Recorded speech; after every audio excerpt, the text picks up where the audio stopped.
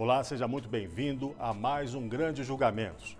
No programa de hoje vamos ver como ocorreram as sessões no Tribunal Superior Eleitoral, que manteve a chapa formada por Dilma Rousseff e Michel Temer, reeleita em 2014.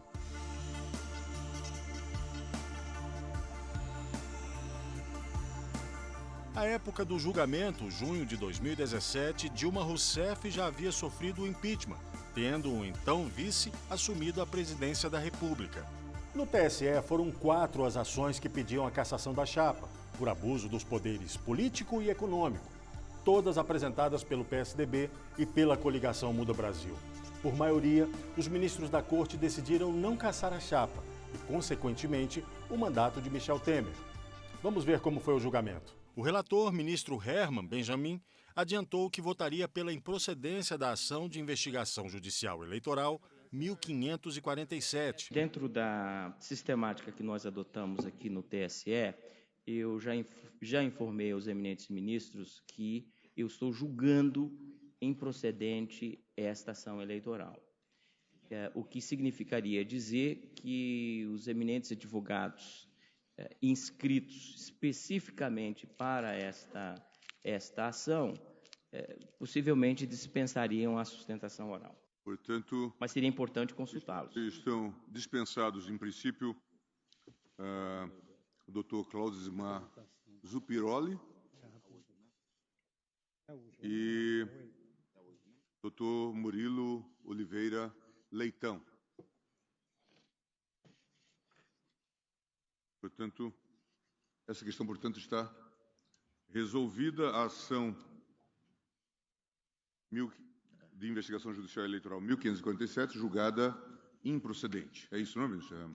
Todos de acordo. E as causas de pedir são extremamente singelas, por isso a dispensa... É matéria que já é repetida, né? Já foi repetida. A dispensa da sustentação se deve muito a isso, porque os pontos são singelos e, além disso, alguns desses pontos estão repetidos nas outras ações.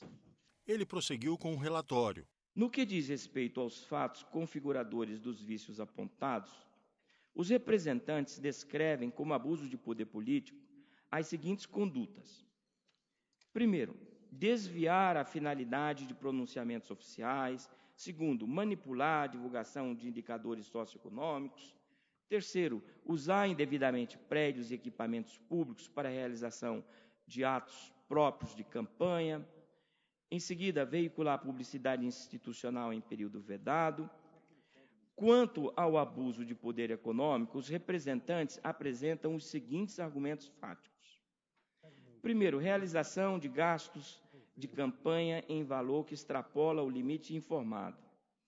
Segundo, massiva propaganda eleitoral levada a efeito por meio de recursos feridos ou geridos por entidades sindicais. Terceiro, transporte de eleitores de maneira ilegal. Quarto, financiamento de campanha, aspas, financiamento de campanha mediante doações oficiais de empreiteiras contratadas pela Petrobras como parte da distribuição de propinas, fecho aspas. Seguiram-se as sustentações dos advogados. Primeiro, os 2 representantes dos autores das ações. Parece indubitável que fatos foram cometidos, ilícitos foram perpetrados que configuram, inegavelmente, o abuso do poder econômico, o abuso do poder político e também a falta de observância das regras de arrecadação e despesa nas campanhas eleitorais, o ilícito do artigo 30A. O abuso de poder econômico não se limitou à questão da arrecadação, mas também às despesas. E este abuso restou fortemente comprovado pelas perícias realizadas neste processo. 3 empresas, Focal, Redeseg e VTBB, foram amplamente investigadas por este tribunal, pelo seu órgão técnico ASEPA e pela Polícia Federal. A defesa da ex-presidente Dilma Rousseff afirmou que as acusações partiram do inconformismo da chapa derrotada. Esses processos tiveram início no final de 2014 e começo de 2015. E eles partem de uma premissa. inconformismo do candidato derrotado com sua derrota nas urnas. A primeira medida feita pela chapa adversária foi trazer um pedido de auditoria aqui ao tribunal. Que o tribunal fizesse uma auditoria nas urnas eletrônicas, colocando em dúvida a credibilidade daquela eleição. E com base em quê? Em 5 comentários de Facebook. É isto que foi feito no final das eleições.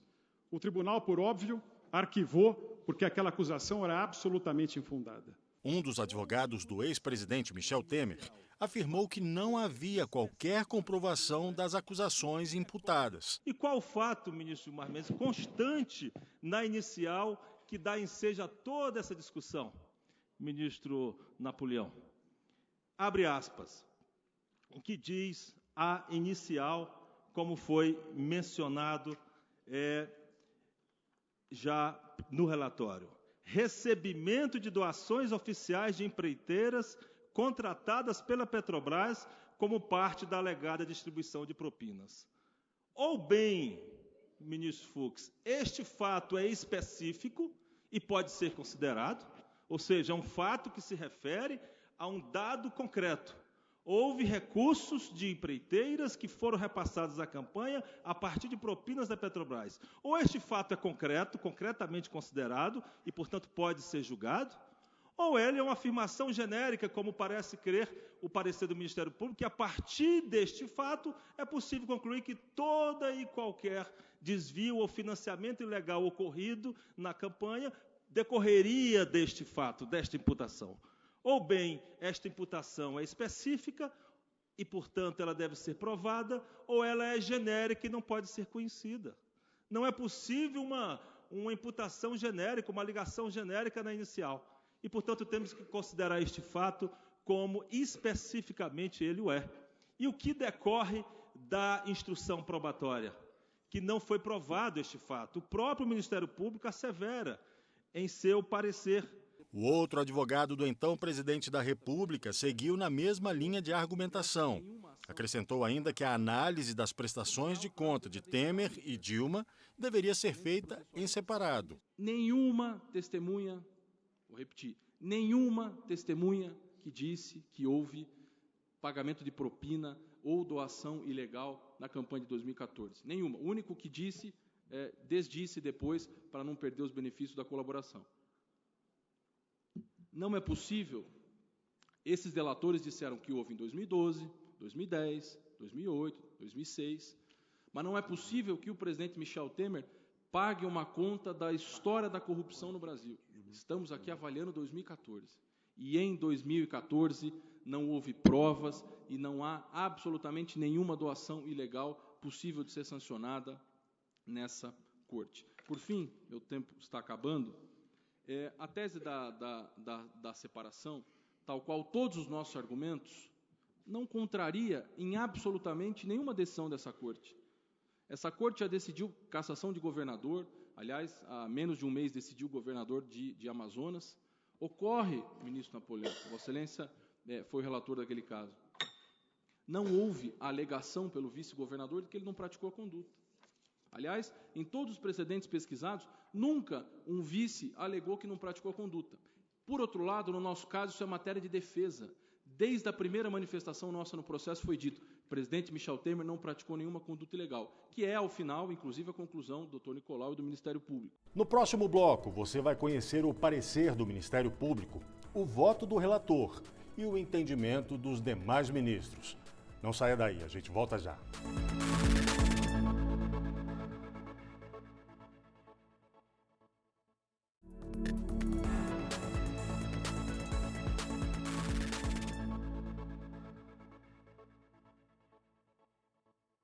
E o Grande Julgamentos está de volta. Nós seguimos acompanhando as sessões do Tribunal Superior Eleitoral, que culminaram com a manutenção da chapa Dilma Temer, acusada de abuso dos poderes político e econômico na campanha de 2014. O Ministério Público se manifestou pela cassação da chapa sem divisão, além de se posicionar pela declaração de inexigibilidade de Dilma Rousseff. Há elementos robustos que evidenciam a prática de abuso de poder econômico e, portanto, a justificar, nos termos da legislação eleitoral, a cassação da chapa, a cassação da chapa como um todo. E aqui, em caráter derradeiro, assinalo que essa consequência decorre expressamente do que consta da Constituição, que prevê o artigo 77, que a eleição do presidente importa a eleição do vice. E para efeito, portanto, de conclusão quanto à eventual desconstituição e de cassação, não pode haver a separação da chapa, não pode haver a indivisibilidade, conforme reiteradamente tem decidido esse tribunal. A conclusão, senhor presidente, portanto, que ora reitero, é no sentido da procedência da ação, a fim de que se casse o diploma dos representados e se declara a inelegibilidade da senhora Dilma Rousseff, tendo em vista que, em relação a ela, os elementos dos autos apontam que ela tinha efetivamente conhecimento da ocorrência dos fatos configuradores de abuso de poder econômico. Em extenso voto, o ministro relator, entre outros aspectos, apresentou as conclusões de uma força-tarefa constituída no TSE para analisar eventuais desvios de recursos de campanha repassados pela chapa a 3 gráficas, a RedeSeg, a VT-PB e a Focal, que juntas teriam recebido cerca de 56 milhões de reais. Ao que se conclui, verifica-se um mundo de laranjas, contratos simulados, empresas de fachada, margens de lucro incompreensíveis, comissões milionárias. É o que se viu, por exemplo, no caso da RedeSeg, empresa inexistente na prática, que se viu somente a realização dos interesses da família Zanato. Diante de tal conjuntura, o primeiro elemento para caracterizar a ilicitude nos gastos eleitorais, que é o desvio do rol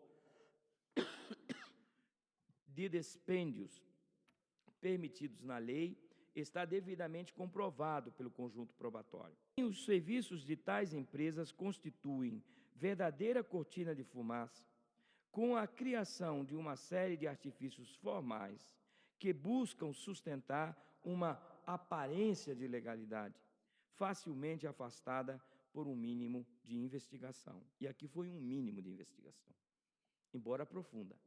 O relator concluiu pela cassação da chapa formada por Dilma Rousseff e Michel Temer, por entender que houve abuso de poder político e econômico na campanha de ambos, na eleição presidencial de 2014. As provas dos autos demonstram, portanto, que as irregularidades praticadas no âmbito dos dispêndios eleitorais são relevantes, tanto do ponto de vista qualitativo, quanto sob a ótica quantitativa, ainda que seja impossível conferir números precisos acerca do montante irregular. Por tais razões, presidente, eminentes pares, existindo provas robustas da responsabilidade da chapa da coligação com a força do povo por irregularidades nos gastos eleitorais efetivados na campanha eleitoral de 2014, reitero, responsabilidade objetiva, reconheço a ocorrência de abuso de poder econômico com as consequências do artigo 22, inciso 14, da Lei Complementar 64 de 1990. Na tarde de 9 de junho, o primeiro a votar foi o ministro Napoleão Nunes Maia. Ele abriu a divergência, observando que, a despeito de todo o conteúdo manifesto nos autos, o pedido de cassação, no caso, era o que estava em última análise. O critério seguro, mais seguro, para se julgar uma ação desse tipo, é adstringir a instrução ao que foi expressamente pedido, e não aquilo que provavelmente, teoricamente, virtualmente, estaria contido no pedido. Porque contido no pedido de maneira virtual, ministro Alckmin, está tudo no domínio das hipóteses, tudo é possível, tudo é cabível, nada fica fora. A tradição desta casa é que não é possível, mediante o abuso de poder político, suprimir esse mandato.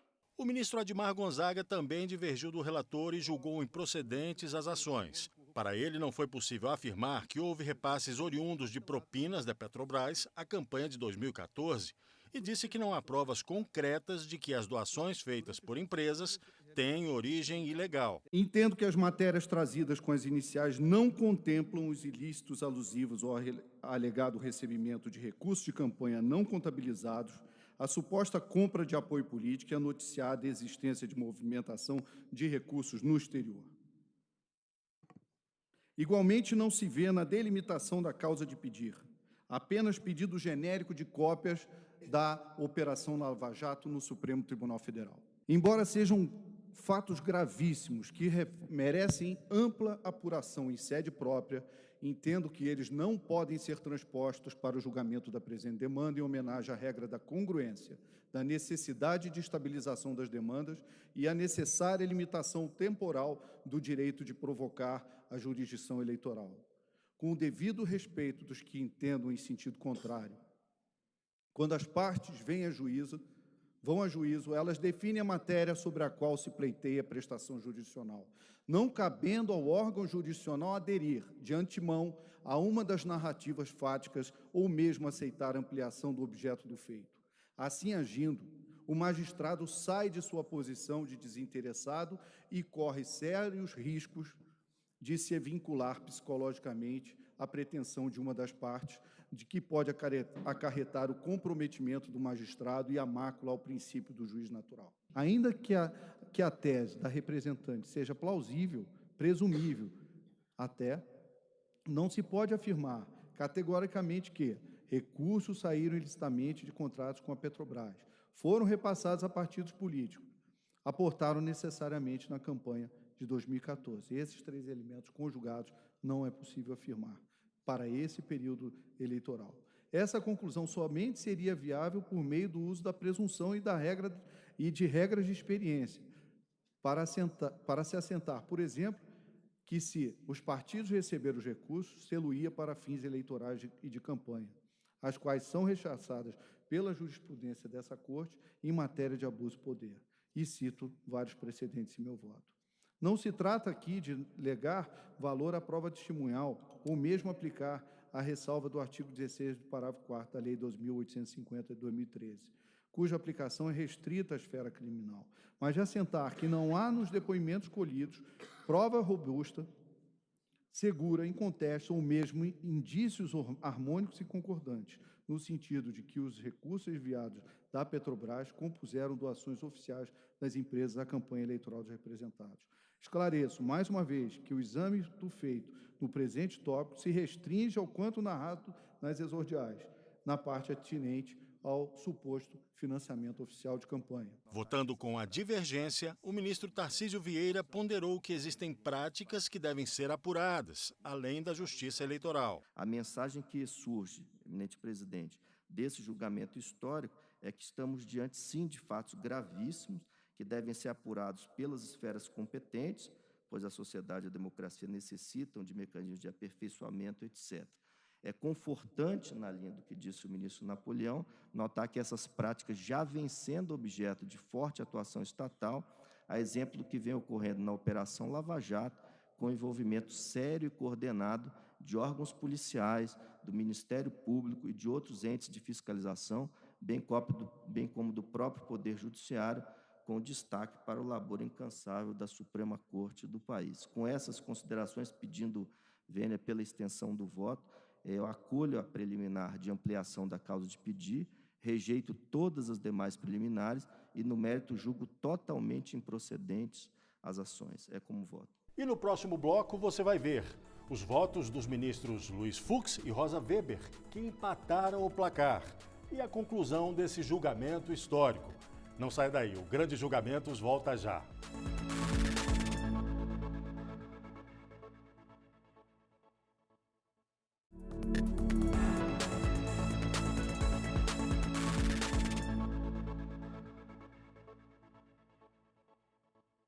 E o Grande Julgamentos está de volta. Vamos ver agora como foi a conclusão do julgamento no TSE dos processos movidos pelo PSDB contra a chapa reeleita para a presidência da República em 2014. O voto do então vice-presidente do TSE, ministro Luiz Fux, acompanhou o relator para cassar integralmente a chapa Dilma Temer nas eleições de 2014. Fux considerou que a existência de ilícitos comprovados, como a existência de Caixa 2, seriam suficientes para a cassação. É inconteste a configuração da plutocratização do processo político nas eleições de 2014, na medida em que há estreito liame entre, a ação praticada pelos autores e a ação reputada como abusiva, desvio de recursos, doações registradas perante a Justiça Eleitoral e do fundo partidário em gastos quais supostamente teriam sido destinados à campanha, devidamente comprovado por meio de notas frias, empresas de fachadas e através de laranjas, pessoas ligadas a grupo político dos referidos partidos. 2. As circunstâncias e elementos fáticos em que se verificara o ilícito, isto é, utilização de campanhas eleitorais como instrumentos de lavagem de dinheiro e institucionalização do cognominado Caixa 2 como contrapartida para a obtenção e manutenção de contratos com o poder público. E 3, o grau de comprometimento desse ato na axiologia subjacente à vedação do abuso do poder econômico, isto é, o flagrante e inobjetável ultraje à legitimidade, à normalidade, à rigidez do prélio eleitoral e o princípio justo fundamental da igualdade de chance. A ministra Rosa Weber também acompanhou o relator. Ela destacou que a legislação eleitoral prevê a cassação para casos de não comprovação de gastos. Neste momento, o placar do julgamento empata em 3-3. Uma campanha, de fato, uma campanha realizada em nível nacional, em montante elevado e num curto período de tempo, caracteriza uma atividade de escala quase industrial, o que efetivamente não podemos negar, pode e dificulta, até pelo reduzido tempo, a verificação minuciosa pelos partidos da idoneidade financeira de cada prestador de serviço. Todavia, como bem ressaltado no voto do eminente relator, não se trata de pequenos prestadores de serviços, mas de empresas que receberam valores milionários, que alcançam a casa de 56 milhões de reais.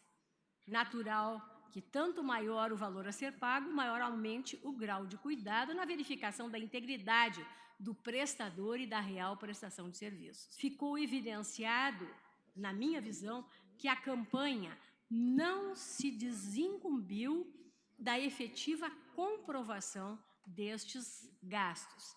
E tal situação leva à consideração da ocorrência de gasto ilícito, na forma como prevê o artigo 30A da Lei 9.504 de 97, a justificar a incidência do disposto no seu parágrafo 2º, aspas, comprovados captação ou gastos ilícitos de recursos para fins eleitorais, será negado diploma ao candidato ou cassado, se já houver sido outorgado. Coube ao então presidente da Corte, ministro Gilmar Mendes, o desempate. Ele acompanhou a divergência, observando que o TSE analisou a matéria com a independência necessária. Hoje, a população e a imprensa, com as exceções de praxe, requerem que a Justiça Eleitoral substitua-se à vontade popular, quando sua função principal é, ao contrário, de garantir a manifestação dessa vontade. E aqui cumpre a mim salientar a independência com que esta Corte se ouve nesse histórico processo. Todos os ministros que compõem este tribunal votaram de modo fundamentado e livre, mesmo sofrendo pressões dos mais diversos matizes, o que realça a independência da Corte. É preciso dizer claramente e sem medo que esta Corte aplica a lei e, neste julgamento, dela não se afastou. Realizou um julgamento sério e pautado pela aderência estrita à legislação e à Constituição. Nesse sentido, e tendo em vista as paixões partidárias que muitos alimentam, é bom que se diga que o TSE não apreciou se o governo Dilma é bom ou ruim. Não se trata de defender ou de atacar Michel Temer ou de fazer julgamento político sobre a qualidade do governo. Cuida-se, isto sim, de apreciar tecnicamente a impugnação apresentada no final de 2014 pelos autores. É só isso que está em discussão. É esta ação, com um pedido e uma causa de pedir. Não tentemos fazer a mutação ou aproveitar essa ação para outra finalidade. E perceba-se que no Brasil não faltam instrumentos constitucionais ou experiência para apurar a responsabilidade política dos governos. Recentemente, o professor José Murilo de Carvalho, um ícone da historiografia brasileira, publicou artigo na imprensa em que cuidava da história política brasileira. Com seu rigor e brilhantismo, o professor lembrava-nos de que, após o segundo reinado, período em que vivemos quase 50 anos de estabilidade político-institucional, bem como após a República Velha, tempo em que o pacto entre São Paulo e Minas Gerais foi capaz de dar alguma estabilidade aos governos eleitos, o país passou a conviver, em regra, com a instabilidade presidencial. A exceção seria exatamente o período da ditadura militar. Lembrou-nos o professor José Murilo que, de 1930 até o presente momento, apenas 5 presidentes eleitos concluíram seus mandatos. É disso que nós estamos falando.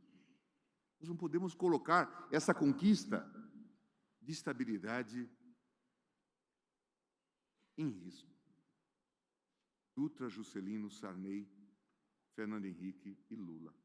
Os demais renunciaram, suicidaram-se, foram caçados ou impedidos.